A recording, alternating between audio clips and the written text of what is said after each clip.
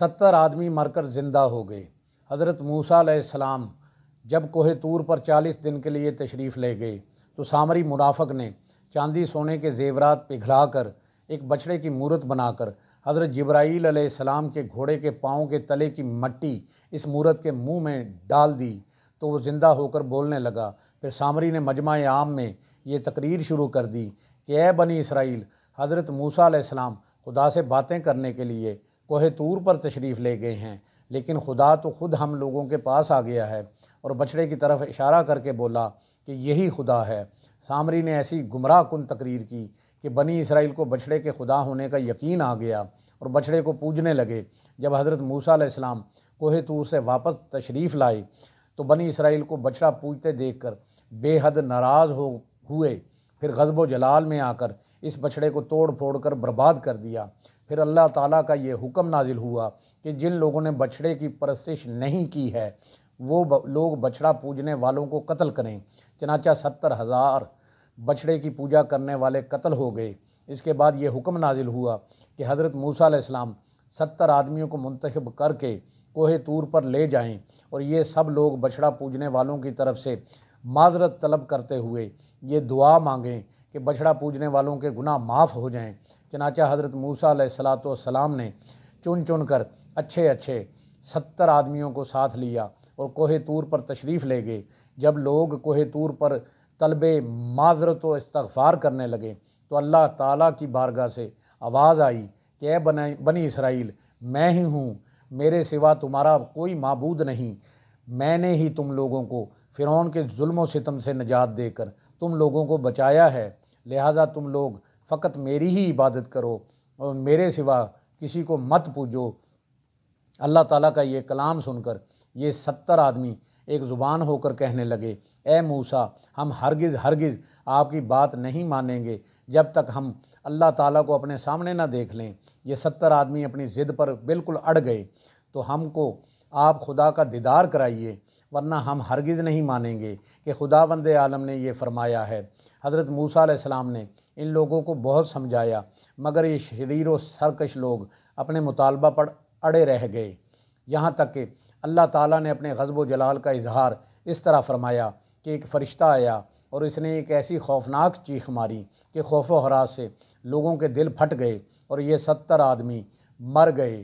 پھر حضرت موسیٰ علیہ السلام نے خداوند عالم سے کچھ گفتگو کی اور ان لوگوں کے لیے زندہ ہو جانے کی دعا مانگی تو یہ لوگ زندہ ہو گئے۔ اللہ پاک قرآن پاک میں ارشاد فرماتے ہیں، اور جب تم نے کہا اے موسیٰ، ہم ہرگز تمہارا یقین نہ لائیں گے جب تک اعلانیہ خدا کو نہ دیکھ لیں، تو تمہیں کڑک نے آ لیا اور تم دیکھ رہے تھے، پھر مرے پیچھے ہم نے تمہیں زندہ کیا کہ کہیں تم احسان مانو۔ اس واقعے سے یہ سبق ملتا ہے کہ اپنے پیغمبر کی بات نہ مان کر اپنی ضد پر اڑے رہنا بڑی ہی خطرناک بات ہے۔ پھر ان 70 آدمیوں کا مر کر زندہ ہو جانا یہ اللہ رب العزت کی قدرت کاملہ کا اظہار و اعلان ہے تاکہ لوگ ایمان رکھیں۔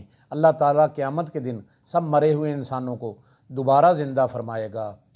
حضرت موسیٰ علیہ السلام کی شریعت کا قانون یہ تھا کہ گناہ شرک کرنے والوں کو قتل کر دیا جائے، پھر قوم کے نیک لوگ ان کے لیے طلب و معذرت اور دعائے مغفرت کریں، تب ان شرک کرنے والوں کی توبہ قبول ہوتی تھی۔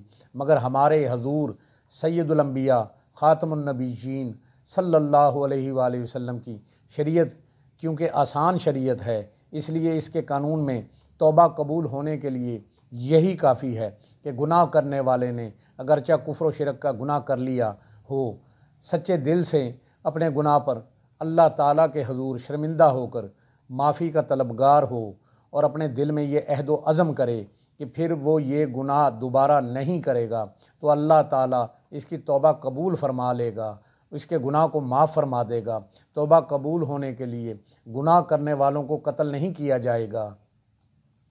یہ حضور صلی اللہ علیہ وآلہ وسلم کی رحمت کے طفیل ہے کہ وہ اپنی امت پر رؤوف و رحیم اور بے حد مہربان ہیں، اور ان کے طفیل اللہ تعالیٰ بھی اپنے حبیب کریم حضرت محمد مصطفیٰ صلی اللہ علیہ وآلہ وسلم کی امت پر بہت زیادہ رحیم و کریم بلکہ ارحم الراحمین ہے۔ اللہ پاک سے دعا ہے جن سے وہ پیار کرتا ہے ہمیں ان کا ادب عطا کرے، اپنے نیک بندوں کی صحبت عطا فرمائے، ہمیں بادب بعمل عاشق رسول بنائے۔ اللہ کریم ہمیں راہ حق پر چلنے کی، حق بات کہنے کی، سننے کی اور اس پر عمل کرنے کی توفیق عطا فرمائے۔ ہم سب کی جان آقا کریم صلی اللہ علیہ وآلہ وسلم کا فرمان عالی شان ہے، جو شخص میری امت میں نیکی پھیلائے یا اچھی بات پہنچائے اللہ اس سے پیار کرتا ہے اور جنت اس کا مقدر ہے۔ گناہ گار ہیں، بدکار ہیں، سیاہ کار ہیں میرے مولا، جو بھی ہیں تیرے محبوب کی امت میں سے ہیں۔ یا الہی کر کرم کروا کرم، دونوں جہاں میں رکھ شرم۔ جس کسی نے بھی دعا کے واسطے یا رب کہا، کر دے پوری آرزو ہر بے کس و مجبور کی۔ جس کسی نے بھی دعا کے واسطے یا رب کہا، کر دے پوری آرزو ہر بے کس و مجبور کی۔ آمین بجاہ نبی الکریم الامین، وآخر دعواہم ان الحمد للہ رب العالمین۔